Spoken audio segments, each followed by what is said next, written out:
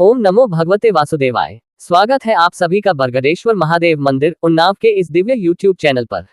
आज हम सुनने जा रहे हैं ब्रह्मपुराण का अद्भुत प्रसंग, कंडू मुनि का चरित्र और मुनि पर भगवान पुरुषोत्तम की कृपा। अध्याय 69। यदि आप भी ऐसे ही दिव्य पुराण प्रसंगों को सुनना चाहते हैं तो हमारे चैनल बरगदेश्वर महादेव मंदिर उन्नाव को सब्सक्राइब करें।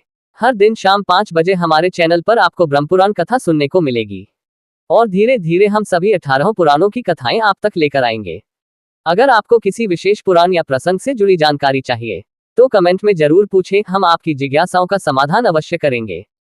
तो आइए शुरू करते हैं दिव्य कथा। व्यास जी कहते हैं, मुनिव्रो, पुरुषोत्तम क्षेत्र संपूर्ण जीवों के लिए सुखदायी है। वह धर्म, अर्थ, काम और मोक्ष चारों पुरुषार्थों का फल देने वाला है। उस तीर्थ में कंडू नाम के एक महातेजस्वी मुनि रहा करते थे, जो परम धार्मिक, सत्यवादी, पवित्र, जितेंद्रिय और समस्त प्राणियों के हित में तत्पर रहने वाले थे। उन्होंने इंद्रियों को जीतकर क्रोध पर अधिकार प्राप्त कर लिया था। वे वेद वेदांगों के पारंगत विद्वान थे और भगवान पुरुषोत्तम की आराधना करके उत्तम सिद्धि प्राप्त कर चुके थे। उनके सिवा और भी बहुत से मुनि वहां उत्तम व्रत का पालन करते हुए सिद्ध हो चुके हैं। मुनियों ने पूछा, साधु शिरोमणि, कंडू कौन थे और उन्होंने किस प्रकार वहां परम गति प्राप्त की? हम उनका चरित्र सुनना चाहते हैं, बताइए। व्यास जी बोले, मुनीश्वरों, कंडू मुनि की कथा बड़ी मनोहर है। मैं संक्षेप से ही कहूंगा, सुनो। गोमती नदी के परम मनोरम एकांत तट पर, जहां कंद, मूल, फल, समिधा, पुष्प और कुश आदि की अधिकता थी, कंडमुनि का आश्रम था। वहां सभी ऋतुओं के फल और फूल सुलभ थे। केलों का उद्यान उस आश्रम की शोभा बढ़ा रहा था। वहां कंदमुनि ने व्रत, उपवास, नियम, स्नान, मौन और संयम आदि के द्वारा बड़ी भारी एवं अत्यंत अद्भुत तपस्या की। वे ग्रीष्म ऋतु में पंचाग्नि का ताप सहते, वर्षा में खुली वेदी पर सोते और हेमंत ऋतु में भीगे वस्त्र धारण करके कठोर तपस्या करते थे। मुनि की तपस्या का बढ़ता हुआ प्रभाव देख देवता, गंधर्व, सिद्ध और विद्याधरों को बड़ा विस्मय हुआ। वे कहने लगे, इनका महान धैर्य अद्भुत है। इनकी कठोर तपस्या नितांत आश्चर्यजनक है। उन्हें तपस्या में स्थित देख इंद्र सहित संपूर्ण देवता उनके भय से व्याकुल हो आपस में परामर्श करने लगे। वे उनकी तपस्या में विघ्न डालना चाहते थे। त्रिभुवन के स्वामी इंद्र देवताओं का अभिप्राय जानकर एक सुंदरी अप्सरा से बोले, प्रमलोचे, तुम शीघ्र कंडुमुनि के आश्रम पर जाओ। मुनि वहां तपस्या करते हैं, उनकी तपस्या में विघ्न डालने के लिए ही तुम्हें भेजा जाता है। सुंदरी, तुम शीघ्र ही उनके चित्त में क्षोभ उत्पन्न कर दो। प्रमलोचा बोली, सुरश्रेष्ठ, मैं सदा आपकी आज्ञा का पालन करती हूँ, किंतु इस कार्य में तो मेरे जीवन का ही संदेह है। मैं मुनिव कंडू से बहुत डरती हूँ। वे ब्रह्मचर्य व्रत के पालन में स्थित हैं, अत्यंत उग्र हैं। उनकी तपस्या बहुत तीव्र है। वे अग्नि और सूर्य के समान तेजस्वी हैं। मुझे अपनी तपस्या में विघ्न डालने आई हुई जानकर परम तेजस्वी कंडू मुनि कुपित हो उठेंगे और वमदुसह शाप दे देंगे। ये सुनकर इंद्र ने कहा, सुंदरी, मैं कामदेव, ऋतुराज वसंत और दक्षिण समीर को तुम्हारी सहायता में देता हूँ। इन सब के साथ उस स्थान पर जाओ जहां वे महामुनि रहते हैं। इंद्र का ये कथन सुनकर मनोहर नेत्रों वाली प्रमलोचा कामदेव आदि के साथ आकाशमार्ग से कंडू मुनि के आश्रम पर गई। वहां पहुंचकर उसने एक बहुत सुंदर वन देखा। तीव्र तपस्या में लगे हुए पापरहित मुनि व कंडू भी आश्रम पर ही दिखाई दिए। प्रमलोचा और कामदेव आदि ने देखा, वह वन नंदनवन के समान रमणीय था। सभी ऋतुओं में विकसित होने वाले सुंदर पुष्प उसकी शोभा बढ़ा रहे थे। नाना प्रकार के पक्षी वृक्षों पर बैठकर अपने श्रवण सुखद कलरवों से उस वन को मुखरित कर रहे थे। अप्सरा ने क्रमशः संपूर्ण वन का निरीक्षण किया। उस परम अद्भुत मनोहर कानन की शोभा देख उसके नेत्र आश्चर्यचकित हो उठे। उसने वायु, कामदेव और वसंत से कहा, अब आप लोग पृथक पृथक मेरी सहायता करें। उन्होंने बहुत अच्छा कहकर स्वीकृति दे दी। तब प्रमलोचा बोली, अब मैं मुनि के पास जाऊंगी, जो इंद्रियरूपी अश्वों से जुटे हुए देहरूपी रथ के सारथी बने हुए हैं। उन्हें आज कामबाण से आहत करके ऐसी दशा को पहुंचा दूंगी कि मनरूपी बागडोर उनके काबू से बाहर हो जाएगी। इस प्रकार उन्हें मैं अयोग्य सारथी सिद्ध कर दिखाऊंगी। यो कहकर वह उस स्थान की ओर चल दी जहां मुनि निवास करते थे। मुनि की तपस्या के प्रभाव से वहां के हिंसक जीव भी शांत हो गए थे। नदी के तट पर जहां कोयल की मीठी तान सुनाई देती थी, वह ठहर गई। थोड़ी देर तक तो वह खड़ी रही, फिर उसने संगीत छेड़ दिया। इसी समय वसंत ने भी अपना पराक्रम दिखाया। समय नहीं होने पर भी समस्त कानन में मधु ऋतु की मनोहर शोभा छा गई। कोकिल की काकली से माधुर्य को वर्षा होने लगी। मलय वायु मनोहर सुगंध लिए मंद मंद गति से बहने लगी और छोटे बड़े सभी वृक्षों के पवित्र पुष्प धीरे धीरे भूतल पर गिरने लगे। काम ने अपने फूलों का बाण संभाला और मुनि के समीप जाकर उनके मन को विचलित कर दिया। संगीत की मधुर ध्वनि सुनकर मुनि के मन में बड़ा आश्चर्य हुआ। वे कामबाण से अत्यंत पीड़ित हो जहां सुंदरी अप्सरा गीत गा रही थी, गए। मुनि ने अप्सरा को देखा और अप्सरा ने भी मुनि पर दृष्टिपात किया। उनके नेत्र आश्चर्य से खिल गए। चादर खिसक कर गिर पड़ी। मुनि के मन में विकलता छा गई। उनके शरीर में रोमांच हो आया। वे पूछने लगे, सुंदरी तुम कौन हो, किसकी हो? तुम्हारी मुस्कान बड़ी मनोहर है। सुश्रु तुम मेरे मन को मोहे लेती हो। सुमध्य में अपना सच्चा परिचय दो। प्रमलोचा बोली, मुने मैं आपकी सेविका हूँ और फूल लेने के लिए यहाँ आई हूँ। शीघ्र आज्ञा दीजिए, मैं आपकी क्या सेवा करूं? अप्सरा की यह बात सुनकर मुनि का धैर्य छूट गया। उन्होंने मोहित होकर उसका हाथ पकड़ लिया और उसे साथ लेकर अपने आश्रम में प्रवेश किया। ये देख कामदेव, वायु और वसंत कृतकृत्य हो जैसे आए थे उसी प्रकार स्वर्ग को लौट गए। वहां पहुंचकर उन्होंने इंद्र से प्रमलोचा और मुनि की सारी चेष्टा कह सुनाई। सुनकर इंद्र और संपूर्ण देवताओं का चित्त प्रसन्न हो गया। कंडू ने अप्सरा के साथ आश्रम में प्रवेश करते ही अपना रूप कामदेव के समान मनोहर एवं तरुण बना लिया। दिव्य वस्त्र और आभूषण धारण कर लिए। देखने में उनकी अवस्था 16 वर्षों की जान पड़ती थी। मुनि की वह शक्ति देखकर प्रमलोचा को बड़ा आश्चर्य हुआ। अहो, इनकी तपस शक्ति अद्भुत है। यो कहकर वह बहुत प्रसन्न हुई। कंद मुनि स्नान, संध्या, जप, होम, स्वाध्याय, देव पूजन, व्रत, उपवास, नियम और ध्यान सब छोड़कर रात दिन उसी के साथ विहार करने लगे। इसी में वे आनंद मानते थे। उनका हृदय कामदेव के वशीभूत हो गया था, अतः वे अपनी तपस्या की हानि नहीं समझ पाते थे। इस प्रकार कंडू मुनि उसके साथ सांसारिक विषय भोग में आसक्त हो 100 से कुछ अधिक वर्षों तक मंद्राचल की गुफा में पड़े रहे। एक दिन प्रमलोचा ने महाभाग कंडू मुनि से कहा, ब्राह्मण अब मैं स्वर्ग में जाना चाहती हूँ, आप प्रसन्न होकर मुझे जाने की आज्ञा दें। मुनि का मन तो उसी में आसक्त हो रहा था। उसके इस प्रकार पूछने पर वे बोले, कल्याणी कुछ दिन और ठहरो। तब उसने पुनः 100 वर्षों से कुछ अधिक काल तक उन कंडू मुनि के साथ विषय भोगा। तदनंतर उसने पुनः जाने की आज्ञा मांगी, किंतु मुनि ने स्वीकार नहीं किया। अतः उसे लगभग 200 वर्षों तक और ठहरना पड़ा। वह जब जब उनसे देवलोक में जाने की आज्ञा मांगती तब तब वे उसे यही उत्तर देते, कुछ दिन और ठहरो। प्रमलोचा एक तो मुनि के शाप से डरती थी, दूसरे उसमें दक्षिणा नायिका की स्वाभाविक उदारता थी और तीसरे वह प्रणयन की पीड़ा को जानती थी, इसलिए मुनि को छोड़ न सकी। महर्षि कामभोग में आसक्त हो दिन रात उसके साथ रमण करते रहे, किंतु तृप्ति न हुई। उसके प्रति नित्य नूतन प्रेम बढ़ता गया। एक दिन कंदमुनि बड़ी उतावली के साथ आश्रम से बाहर जाने लगे। अप्सरा ने पूछा, कहाँ चले? मुनि ने उत्तर दिया, शुभे दिन बीत चला है, संध्योपासन कर लूं, नहीं तो कर्म का लोप हो जाएगा। प्रमलोचा को बड़ी प्रसन्नता हुई। उसने हंसकर पूछा, सब धर्मों के ज्ञाता महात्मा जी, क्या आज ही आपका दिन बीता है? आपकी यह बात सुनकर किसको आश्चर्य न होगा। तो तुम इस नदी के सुंदर तट पर आई हो। उसी समय मैंने तुम्हें देखा, परिचय पूछा और तुम मेरे साथ आश्रम में आई। अब वह दिन बीता है और यह संध्या का समय उपस्थित हुआ है, फिर ये परिहास किस लिए? सच्ची बात बताओ। प्रमलोचा ने कहा, ब्राह्मण ये ठीक है कि मैं प्रातः काल में ही आई थी, इसमें तनिक भी मिथ्या नहीं है, किंतु आज तब से सैकड़ों वर्ष बीत गए। ये सुनकर मुनि को बड़ा भय हुआ। उन्होंने विशाल नेत्रों वाली अप्सरा से पूछा, भीरू बताओ तो सही, तुम्हारे साथ निरंतर रमण करते हुए अब तक मेरा कितना समय बीता है? प्रमलोचा बोली, मुने मेरे साथ आपके 907 वर्ष 6 महीने और 3 दिन बीते हैं। ऋषि ने कहा, शुभे क्या ये सत्य कहती हो अथवा परिहास की बात है? मुझे तो ऐसा जान पड़ता है कि तुम्हारे साथ एक ही दिन रहा हूँ। प्रमलोचा बोली, ब्राह्मण आपके समीप मैं झूठ कैसे बोलूंगी, विशेषतः ऐसे अवसर पर जबकि आप धर्म मार्ग का अनुसरण करते हुए पूछ रहे हैं। अप्सरा की बात सुनकर मुनि को बड़ा कष्ट हुआ। वे स्वयं ही अपनी निंदा करते हुए बोले, हाय मुझ दुराचारी को धिक्कार है। हाय मेरी तपस्या नष्ट हो गई, ब्रह्मवेताओं का जो धन है वह चला गया और मेरा विवेक भी छिन गया। जान पड़ता है मनुष्यों को मोह में डालने के लिए ही किसी ने युवती नारी की सृष्टि की है। मुझे तो अपने मन को जीतकर क्षुधा, पिपासा, राग, द्वेष और जरा मृत्यु, इन 6 उर्मियों से अतीत परब्रह्म का ज्ञान प्राप्त करना चाहिए। इसके विपरीत जिसने मेरी ऐसी दुर्गति की है उस कामरूपी महान ग्रह को धिक्कार है। ये काम नरकग्राम में ले जाने वाला मार्ग है। इसने आज मेरे संपूर्ण वेदों के स्वाध्याय, व्रत और समस्त साधनों पर पानी फेर दिया। इस प्रकार स्वयं ही अपनी निंदा करके वे धर्म के ज्ञाता मुनि पास ही बैठी हुई उस अप्सरा से बोले, पापिनी तेरी जहां इच्छा हो चली जा, तुझे जो करना था उसे तूने पूरा कर लिया। मैं तुझे अपने क्रोध की प्रचंड आग से जो भस्म नहीं करता, इसमें एक कारण है, सत्पुरुषों की मैत्री 7 पग एक साथ चलने से ही हो जाती है। मैं तो तेरे साथ चिरकाल तक निवास कर चुका है, अथवा तेरा क्या दोष है, तेरी क्या हानि करे? सारा दोष तो मेरा ही है, क्योंकि मैं ही पेश अजितेंद्रिय निकला। तू तो इंद्र का प्रिय करने के लिए आई थी और मेरी तपस्या का सत्यानाश कर चुकी। अपने कटाक्ष के महामोहमय मंत्र तूने मुझे घृणित बना दिया। अरे अब जा जा, चली जा। इस प्रकार मुनिव कंडू ने जब क्रोधपूर्वक उसे फटकारा तब वह कांपती हुई आश्रम से बाहर निकली और आकाशमार्ग से जाने लगी। उसके अंग अंग से पसीने की बूंदें निकल रही थी और वह वृक्षों के पल्लवों से उन्हें पहुंचती जाती थी। ऋषि ने उसके उदर में जो गर्भ स्थापित किया था वह पसीने के रूप में ही बाहर निकल गया। वृक्षों ने उन श्वेत बिंदुओं को ग्रहण किया और वायु ने इन सबको एकत्रित करके एक गर्भ का रूप दिया। फिर चंद्रमा ने अपनी अमृतमय किरणों से उस गर्भ को धीरे धीरे पुष्ट किया। उससे मारिशा नाम की कन्या उत्पन्न हुई, जो वृक्षों की पुत्री कहलाई। उसके नेत्र बड़े मनोहर थे। वही प्राचितसों की पत्नी और दक्ष की जननी हुई। इधर महर्षि कंडू तपस्या क्षीण होने पर श्री विष्णु के निवास स्थान पुरुषोत्तम क्षेत्र को गए। वहां संपूर्ण देवताओं से सुशोभित श्रीहरि का दर्शन किया। ब्राह्मण आदि चारों वर्णों और आश्रमों के लोग भगवान की सेवा में उपस्थित थे।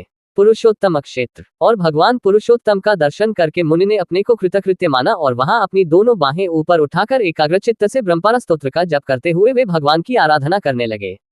मुनि बोले, व्यास जी, हम परम कल्याणमय ब्रह्मपार स्तोत्र को श्रवण करना चाहते हैं, जिसका जप करते हुए कंडू मुनि ने भगवान विष्णु की आराधना की थी। व्यास जी ने कहा, भगवान विष्णु सबके परम पार अंतिम प्राप्यक हैं। वे अपार भवसागर से पार उतारने वाले, पर शब्द वाच्य, आकाश आदि पंच महाभूतों से परे और परमात्मा स्वरूप हैं। वेदों की भी पहुंच से परे होने के कारण उन्हें ब्रह्मपार कहते हैं। वे दूसरों के लिए पार स्वरूप हैं, उन्हें पाकर सब प्राणी सदा के लिए पार हो जाते हैं। वे पर के भी पर, इंद्रिय मन आदि के भी अगोचर हैं। सबके पालक और सबकी कामनाओं को पूर्ण करने वाले हैं। वे कारण में स्थित होते हुए भी स्वयं ही कारण रूप है। कारण के भी कारण है। परम कारणभूत प्रकृति के कारण भी वे ही हैं। कार्यों में भी उन्हीं की स्थिति है। इस प्रकार कर्म और कर्ता आदि अनेक रूप धारण करके वे संपूर्ण विश्व की रक्षा करते हैं। ब्रह्म ही प्रभु है, ब्रह्म ही सर्वस्वरूप है, ब्रह्म ही प्रजापति तथा अपनी महिमा से कभी च्युत न होने वाला है। वह ब्रह्म अविनाशी, नित्य और अजन्मा है। वही क्षय आदि संपूर्ण विकारों के संपर्क से रहित भगवान विष्णु है। वे भगवान पुरुषोत्तम ही अविनाशी, अजन्मा एवं नित्य ब्रह्म है। उनके प्रभाव से मेरे राग आदि समस्त दोष नष्ट हो जाएं। मुनि के उस ब्रह्मपार स्तोत्र का जप सुनकर और उनकी सुदृढ़ पराभक्ति को जानकर भक्तवत्सल भगवान पुरुषोत्तम बड़े प्रसन्न हुए और उनके पास जाकर बोले, मुने, तुम्हारे मन में जो अभिलाषा हो उसे कहो, मैं तुम्हें वर देने के लिए आया हूँ। सुव्रत, तुम कोई वर मांगो। देवाधिदेव भगवान चक्रपाणि के ये वचन सुनकर मुनि ने सहसा आंखें खोल दी और देखा, भगवान सामने खड़े हैं। उनका श्रीअंग तीसी के फूल की भांति श्याम है। नेत्र पद्मपत्र के समान विशाल है। हाथों में शंख, चक्र और गदा शोभा पाते हैं। माथे पर मुकुट और भुजाओं में भुजबंद सुशोभित है। 4 भुजाएं हैं। अंग अंग से उदारता टपकती है। सुंदर शरीर पर पीतांबर शोभा दे रहा है। श्रीवत्स चिन्ह से युक्त वक्षस्थल वनमाला से विभूषित है। श्रीहरि समस्त शुभ लक्षणों से युक्त दिखाई देते हैं। उनके अंगों में सब प्रकार के रत्नमय आभूषण शोभा पाते हैं। श्रीअंग में दिव्य चंदन लगा है और दिव्य हार उनकी शोभा बढ़ा रहा है। तारांकन इस प्रकार की झांकी देखकर कंडू मुनि के शरीर में रोमांच हो आया। उन्होंने दंड की भांति पृथ्वी पर गिरकर साष्टांग प्रणाम किया और कहा, आज मेरा जन्म सफल हुआ, आज मेरी तपस्या का फल मिल गया। यो कहकर मुनि ने भगवान की स्तुति आरंभ की। कंडू बोले, नारायण हरे, श्री कृष्ण, श्रीवत्सांक, जगतपते, जगत बीज, जगत धाम, जगत साक्षिण, आपको नमस्कार है। अव्यक्त विष्णु, आप ही सबकी उत्पत्ति के कारण है। प्रकृति और पुरुष दोनों से उत्तम होने के कारण आपको पुरुषोत्तम कहते हैं। कमलनयन गोविंद, जगन्नाथ, आपको नमस्कार है। आप हिरण्यगर्भ, लक्ष्मीपति, पद्मनाभ और सनातन पुरुष हैं। ये पृथ्वी आपके गर्भ में है। आप ध्रुव और ईश्वर हैं। ऋषिकेश, आपको नमस्कार है। आप अनादि, अनंत और अजेय हैं। विजयी पुरुषों में श्रेष्ठ, आपकी जय हो। श्री कृष्ण, आप अजित और अखंड हैं। श्रीनिवास, आपको नमस्कार है। आप ही बादल और धूम वर्षा और गर्मी करने वाले हैं। आपका पार पाना कठिन है। आप बड़ी कठिनाई से प्राप्त होते हैं। दुख और पीड़ाओं का नाश करने वाले हरे, जल में शयन करने वाले नारायण, आपको नमस्कार है। अव्यक्त परमेश्वर, आप संपूर्ण भूतों के पालक और ईश्वर हैं। भौतिक तत्वों से आप कभी क्षुब्ध होने वाले नहीं हैं। संपूर्ण प्राणी आप में ही निवास करते हैं। आप सब भूतों के आत्मा हैं। संपूर्ण भूत आपके गर्भ में स्थित हैं। आपको नमस्कार है। आप यज्ञ, यजवा, यज्ञधर, यज्ञधाता और अभय देने वाले हैं। यज्ञ आपके गर्भ में स्थित है। आपका श्रीअंग सुवर्ण के समान कांतिमान है। कृष्णगर्भ, आपको नमस्कार है। आप क्षेत्रज्ञ, क्षेत्रपालक, क्षेत्री, क्षेत्रहंता, क्षेत्रकर्ता, जितेंद्रिय, क्षेत्रात्मा, क्षेत्रहित और क्षेत्र के सृष्टा हैं। आपको नमस्कार है। गुणाले, गुणावास, गुणाश्रय, गुणावह, गुणभोक्ता, गुणाराम और गुण त्यागी, ये सब आपके ही नाम है। आपको नमस्कार है। आप ही श्री विष्णु हैं। आप ही श्रीहरि और चक्री कहलाते हैं। आप ही श्री विष्णु और आप ही जनार्दन हैं। आप ही वशकार कहे गए हैं। भूत, भविष्य और वर्तमान के प्रभु भी आप ही हैं। आप भूतों के उत्पादक और अव्यक्त हैं। सबकी उत्पत्ति के कारण होने से आप भव कहलाते हैं। आप संपूर्ण प्राणियों के भरण पोषण करने वाले हैं। आप ही भूत भावन देवता हैं। आपको अजन्मा और ईश्वर कहते हैं। आप विश्वकर्मा हैं, श्री विष्णु हैं, शंभु हैं और वृषभ की आकृति धारण करने वाले हैं। आप ही शंकर, आप ही शुक्राचार्य, आप ही सत्य, आप ही तप और आप ही जनलोक हैं। आप विश्व विजेता, कल्याणमय, शरणागत पालक, अविनाशी, शंभु, स्वयंभू, ज्येष्ठ और परायण परम आश्रय हैं। आदित्य, ओंकार, प्राण, अंधकारनाशक, सूर्य, मेघ, सर्वत्र विख्यात तथा देवताओं के स्वामी ब्रह्मा भी आप ही हैं। ऋक, यजु और साम भी आप ही हैं। आप ही सबके आत्मा माने गए हैं। आप ही अग्नि, आप ही वायु, आप ही जल और आप ही पृथ्वी है। सृष्टा, भोक्ता, होता, भविष्य, यज्ञ, प्रभु, विभु, श्रेष्ठ, लोकपति और अच्युत भी आप ही हैं। आप सबके दृष्टा और लक्ष्मीवान हैं। आप ही सबका दमन करने वाले और शत्रुओं के नाशक हैं। आप ही दिन और आप ही रात्रि हैं। विद्वान पुरुष आपको ही वर्ष कहते हैं। आप ही काल हैं। कला, काष्ठा, मुहूर्त, क्षण और लव सब आपके ही स्वरूप हैं। आप ही बालक, आप ही वृद्ध तथा आप ही पुरुष, स्त्री और नपुंसक हैं। आप विश्व की उत्पत्ति के स्थान हैं। आप ही सबके नेत्र हैं। आप ही स्थानु स्थिर रहने वाले और आप ही शुचि श्रवा पवित्र यश वाले हैं। आप सनातन पुरुष हैं। आपको कोई जीत नहीं सकता। आप इंद्र के छोटे भाई उपेंद्र और सबसे उत्तम हैं। आप संपूर्ण विश्व को सुख देने वाले हैं। वेदों के अंग भी आप ही हैं। आप अविनाशी, वेदों के भी वेद ज्ञेय, तत्वधाता, विधाता और समाहित रहने वाले हैं। आप जलराशि समुद्र हैं। आप ही उसके मूल हैं। आप ही धाता और आप ही वसु हैं। आप वैद्य, आप धृतात्मा और आप इंद्रियातीत हैं। आप सबसे आगे चलने वाले और गांव के नेता हैं। आप ही गरुड़ और आप ही आदिमान हैं। आप ही संग्रह, लघु और आप ही परम महान है। अपने मन को वश में रखने वाले और अपनी महिमा से कभी च्युत न होने वाले भी आप ही हैं। आप यम और नियम हैं। आप प्रांशु, उन्नत शरीर वाले और चतुर्भुज हैं। अन्न, अंतरात्मा और परमात्मा भी आप ही कहलाते हैं। आप गुरु और गुरुतम हैं, वाम और दक्षिण हैं। आप ही पीपल एवं अन्य वृक्ष हैं। व्यक्त, जगत और प्रजापति भी आप ही हैं। आपकी नाभ से सुवर्णमय कमल प्रकट हुआ है। आप दिव्य शक्ति से संपन्न हैं। आप ही चंद्रमा और आप ही प्रजापति हैं। आपके स्वरूप का वर्णन नहीं किया जा सकता। आप ही यम और आप ही दैत्यों के नाशक श्री विष्णु हैं। आप ही संकर्षण देव हैं। आप ही कर्ता और आप ही सनातन पुरुष हैं। आप तीनों गुणों से रहित हैं। आप ज्येष्ठ, वरिष्ठ और सहिष्णु हैं। लक्ष्मी के पति हैं। आपके सहस्रों मस्तक हैं। आप अव्यक्त देवता हैं। आपके सहस्रों नेत्र और सहस्रों चरण हैं। आप विराट और देवताओं के स्वामी हैं। देव, तथापि आप 10 अंगुल के होकर रहते हैं। जो भूत है वह आपका ही स्वरूप बताया गया है। आप ही अंतर्यामी पुरुष, इंद्र और उत्तम देवता हैं। जो भविष्य है वह भी आप ही हैं। आप ही ईशान, आप ही अमृत और आप ही मर्त्य हैं। ये संपूर्ण संसार आपसे ही अंकुरित होता है, अतः आप परम महान और सबसे उत्तम हैं। देव, आप सबसे ज्येष्ठ हैं, पुरुष हैं और आप ही 10 प्राणवायुओं के रूप में स्थित हैं। आप विश्वरूप होकर 4 भागों में स्थित हैं। अमृत स्वरूप होकर 9 भागों के साथ देवलोक में रहते हैं और 9 भागों स्थित सनातन पौरुषेय रूप धारण करके अंतरिक्ष में निवास करते हैं। आपके 2 भाग पृथ्वी में स्थित हैं और 4 भाग भी यहाँ हैं। आपसे यज्ञों की उत्पत्ति होती है, जो जगत में वृष्टि करने वाले हैं। आपसे ही वीरा की उत्पत्ति हुई, न जो संपूर्ण जगत के हृदय में अंतर्यामी पुरुष रूप से विराजमान है। वह विराट पुरुष अपने तेज, यश और ऐश्वर्य के कारण संपूर्ण भूतों से विशिष्ट है। आपसे ही देवताओं का आहारभूत हवनीय घृत उत्पन्न हुआ। ग्राम्य और जंगली औषधियां तथा पशु एवं मृग आदि भी आपसे ही प्रकट हुए हैं। देव, आप ध्येय और ध्यान से परे हैं। आपने ही औषधियों को उत्पन्न किया है। आप ही 7 मुखों वाले देदीप्यमान विग्रह से युक्त काल हैं। ये स्थावर और जंगम तथा चर और अचर संपूर्ण जगत आपसे ही प्रकट हुआ है और आप में ही स्थित है। आप अनिरुद्ध, वासुदेव, प्रद्युम्न तथा दैत्यनाशक संकर्षण हैं। देव, आप संपूर्ण देवताओं में श्रेष्ठ और समस्त विश्व के परम आश्रय हैं। कमल नयन, मेरी रक्षा कीजिए। नारायण, आपको नमस्कार है। भगवान विष्णु, आपको नमस्कार है। पुरुषोत्तम, आपको नमस्कार है। सर्वलोकेश्वर, आपको नमस्कार है। कमलाले, आपको नमस्कार है। गुणाले, आपको नमस्कार है। गुणाकर, आपको नमस्कार है। वासुदेव, आपको नमस्कार है। सुरोत्तम, आपको नमस्कार है। जनार्दन, आपको नमस्कार है। सनातन, आपको नमस्कार है। योगिगम्य परमेश्वर, आपको नमस्कार है। योग के आश्रय स्थान, आपको नमस्कार है। गोप्ते, श्रीप्ते, मरुत्पते, श्री विष्णु, आपको नमस्कार है। जगतपते, आपको उत्पन्न करने वाले और ज्ञानियों के स्वामी हैं। आपको नमस्कार है। दिवसपते, आपको नमस्कार है। महीपते, आपको नमस्कार है। पुंडरीकाक्ष, आप मधु दैत्य का वध करने वाले हैं। आपको नमस्कार है, नमस्कार है। कैटभ को मारने वाले नारायण, आपको नमस्कार है। सुब्रह्मण्य, आपको नमस्कार है। पीठ पर वेदों को धारण करने वाले महामत्स्य रूप अच्युत, आपको नमस्कार है। आप समुद्र के जल को मत डालने वाले और लक्ष्मी को आनंद देने वाले हैं।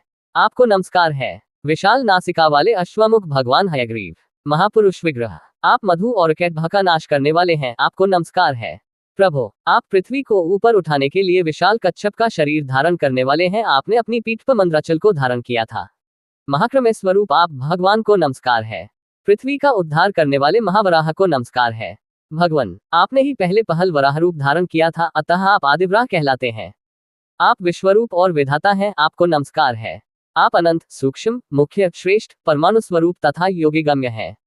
आपको नमस्कार है। जो परम कारण प्रकृति के भी कारण है, योगीश्वर मंडल के आश्रय स्थान है, जिनके स्वरूप का ज्ञान होना अत्यंत कठिन है, जो क्षीरसागर के भीतर निवास करने वाले महान सर्प शेषनाग की सुंदर शैया पर शयन करते हैं तथा जिनके कानों में सुवर्ण एवं रत्नों के बने हुए दिव्य कुंडल झिलमिलाते रहते हैं, उन आप भगवान विष्णु को नमस्कार है। कंडू मुनि के इस प्रकार स्तुति करने पर भगवान विष्णु ने प्रसन्न होकर कहा, मुनिश्रेष्ठ, तुम मुझसे जो कुछ पाना चाहते हो उसे शीघ्र कहो। कंडू बोले, जगन्नाथ, ये संसार अत्यंत दुस्तर और रोमांचकारी है। इसमें दुखों की ही अधिकता है। यह अनित्य और केले के पत्ते की भांति सारहीन है। इसमें न कहीं आश्रय है, न अवलंब। ये जल के बुलबुलों की भांति चंचल है। इसमें सब प्रकार के उपद्रव भरे हुए हैं। ये दुस्तर होने के साथ ही अत्यंत भयानक है। मैं आपकी माया से मोहित होकर चिरकाल से इस संसार में भटक रहा है, किंतु कहीं भी शांति नहीं पाता। मेरा मन विषयों में आसक्त है। देवेश, इस संसार के भय से पीड़ित होकर आज मैं आपकी शरण में आया है। श्री कृष्ण, आप इस भवसागर से मेरा उद्धार कीजिए। सुरेश्वर, मैं आपकी कृपा से आपके ही सनातन परम पद को प्राप्त करना चाहता हूँ, जहाँ जाने से फिर इस संसार में नहीं आना पड़ता। श्री भगवान बोले, मुनिश्रेष्ठ, तुम मेरे भक्त हो, सदा मेरी ही आराधना करते रहो। तुम्हें मेरे प्रसाद से अभीष्ट मोक्ष पद की प्राप्ति होगी।